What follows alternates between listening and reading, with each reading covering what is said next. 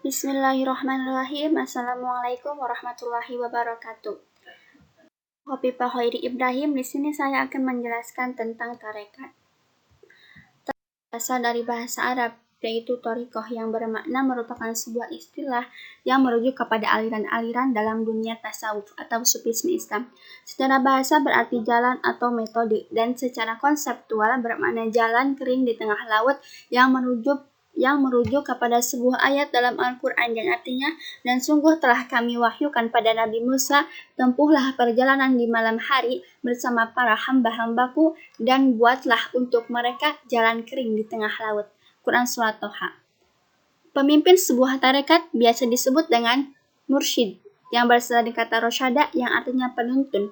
Adapun pengikut tarekat biasa disebut dengan murid, yang berasal dari kata aroda, yang artinya menginginkan, yang bermakna orang yang menginginkan untuk mendekatkan kepada Tuhan, atau disebut juga dengan salik, berasal dari kata salaka yang artinya yang memasuki, yang bermakna orang yang memasuki atau menempuh jalan menuju Tuhan.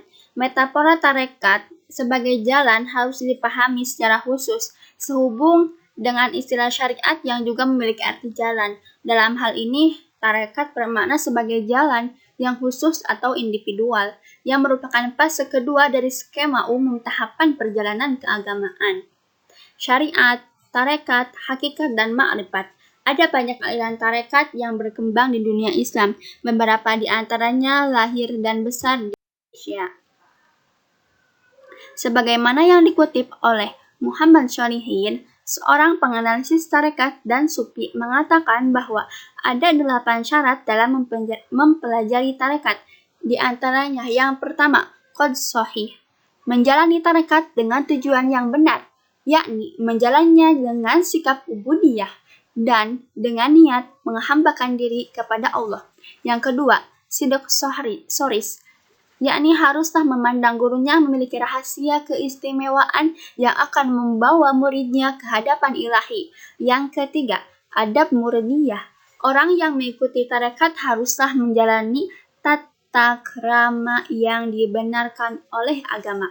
Yang keempat, ahwal zakiyah, yakni bertingkah laku yang bersih, sejalan dengan ucapan dan tingkah lakunya Nabi Muhammad SAW.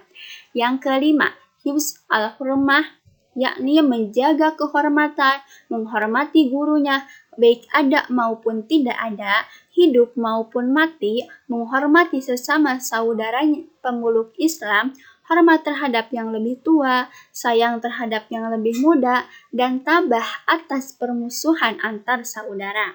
Yang keenam, husn al-hidmah. Mereka yang mempelajari tarekat haruslah mempertinggi pelayanan kepada guru, sesama, dan Allah Subhanahu wa Ta'ala dengan jalan menaati segala perintahnya dan menjauhi segala larangannya.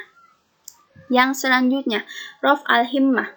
Orang yang masuk tarekat haruslah membersihkan niat hatinya, yaitu mencari khosoh, pengetahuan khusus dari Allah, bukan untuk tujuan duniawi.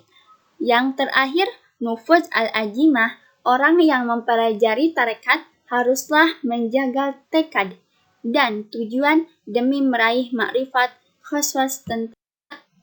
Kemudian tujuan tarekat adalah membersihkan jiwa, menjaga hawa nafsu, untuk melepaskan diri dari berbagai bentuk ujub, takabur, riya, hubbud dunia atau cinta dunia, dan sebagainya. Tawakal, rendah hati atau tawadu, ridho, mendapat makrifat dari Allah, ini juga menjadi tujuan tarekat. Adapun macam-macam tarekat adalah yang pertama, tarekat khalwatiyah, diambil dari kata khalwat yang artinya menyendiri, untuk merenung. Nama ini, khalwat ini diambil dari pengarangnya, yaitu Syekh Muhammad Al-Khalwati, pendiri tarekat Al-Khalwatiyah, yang selalu melakukan khalwat di tempat-tempat sepi. Adapun dasar ajaran tarekat Al-Khalwatiyah adalah yakja, maksudnya kesadaran akan dirinya sebagai makhluk yang hina di hadapan Allah Subhanahu wa Ta'ala yang Maha Agung. Taubat, mohon ampun atas segala dosa muhasabah, menghitung-hitung atau introspeksi diri, inabah, berhasrat kembali kepada Allah, tafakur, merenung tentang kebesaran Allah, i'tisam, selalu bertindak sebagai khalifah Allah di bumi, firor, lari dari kehidupan jahat dan keduniawian yang tidak berguna, riyadhah, melatih diri dengan beramal sebanyak-banyaknya, tasyakur, selalu bersyukur kepada Allah dengan mengabdi dan memujinya. Dan yang terakhir yaitu sima, mengkonsentrasikan seluruh anggota tubuh dan mengikuti perintah-perintah Allah, terutama pendek. Yang kedua, tarekat Naqsabandiyah. Adapun dasar yang dipakai dalam tarekat ini yaitu tobat, uzla, juhud, qanaah, taqwa, dan taslim. Adapun hukum tarekatnya yaitu zikir, meninggalkan hawa nafsu, melaksanakan ajaran agama dengan sungguh-sungguh, senantiasa berbuat baik, dan meninggalkan kesenangan dunia. Yang ketiga, tarekat Qadariyah wa Naqsabandiyah. Tarekat ini memiliki 4 ajaran pokok yang diyakini sebagai metode mendekatkan diri kepada Allah, yakni kesempurnaan suluk, adab atau etika, zikir, dan muraqabah atau kontemplasi. Yang keempat, tarekat Rifaiyah. Ciri dari tarekat ini adalah pembacaan dzikir yang dibarengi dengan iringan suara gendang yang berhalu-halu. Dzikir ini dilakukan sampai di antara mereka ada yang melakukan perbuatan menakjubkan, seperti berguling di atas api. Yang kelima, tarekat Samaniyah. Tarekat ini mendapatkan pengikutan massal di Nusantara. Ciri dari tarekat ini adalah wahdat al-wujudnya, melakukan dzikir secara bersamaan pada malam Jumat di masjid sampai tengah malam, melakukan sholat sunat asyraq 2 rakaat, duha 12 rakaat, dan memperbanyak riyadhah dan juhud.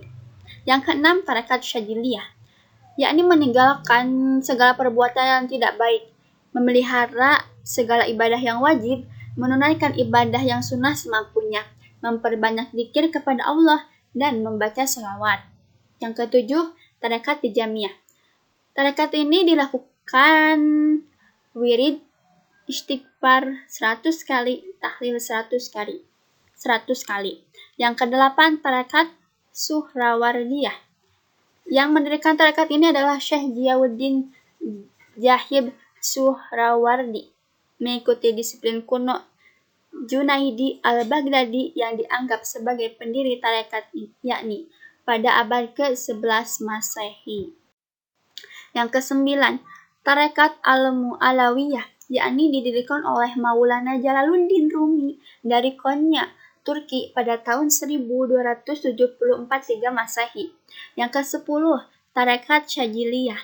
Pendiri tarekat Syadziliyah adalah Abdul Hasan Ali Asy-Syadzili, seorang ulama dan sufi besar. Tarekat Syadziliyah merupakan tarekat yang paling mudah pengalamannya.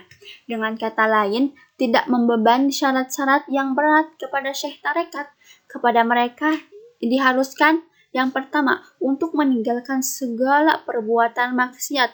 Yang kedua, memelihara segala ibadah wajib seperti sholat 5 waktu, puasa Ramadan, zakat, dan lain-lain. Yang ketiga, menunaikan ibadah-ibadah sunnah dengan semampunya. Yang keempat, zikir kepada Allah sebanyak mungkin atau minimal 1000 kali dalam sehari semalam, dan beristighfar sebanyak 100 kali sehari semalam, dan zikir yang lainnya. Yang terakhir, membaca salawat minimal 100 kali sehari semalam, dan zikir-zikir lainnya. Yang ke-11 yaitu tarekat Tijaniyah. Pendiri tarekat ini ialah Abdul Abbas bin Muhammad bin Mukhtar al-At-Tijani pada tahun 1737 sampai 1738 Masehi. Persamaan dari tarekat dengan istilah tasawuf. Keduanya sama-sama membahas tentang tasawuf. Keduanya juga mempunyai hubungan yang sangat erat, karena tarekat sendiri adalah jalan yang ditempuh menuju tasawuf, sedangkan tasawuf sendiri adalah ilmu yang dituju oleh tarekat tersebut. Tarekat juga berasal dari tasawuf dan berkembang menjadi berbagai macam paham dan aliran yang tergambar pada turuqus sufiyah. Kemudian persamaan tarekat dengan istilah tasawuf. Persamaannya adalah untuk tasawuf itu merupakan sebuah ilmu yang bermaksud untuk membersihkan batin supaya sampai kepada Allah, sedangkan untuk tarekatnya adalah sebuah jalan untuk menempuh ilmu tasawuf. Sekian dan terima kasih dari saya. Mohon maaf apabila ada kesalahan. Wassalamualaikum warahmatullahi wabarakatuh.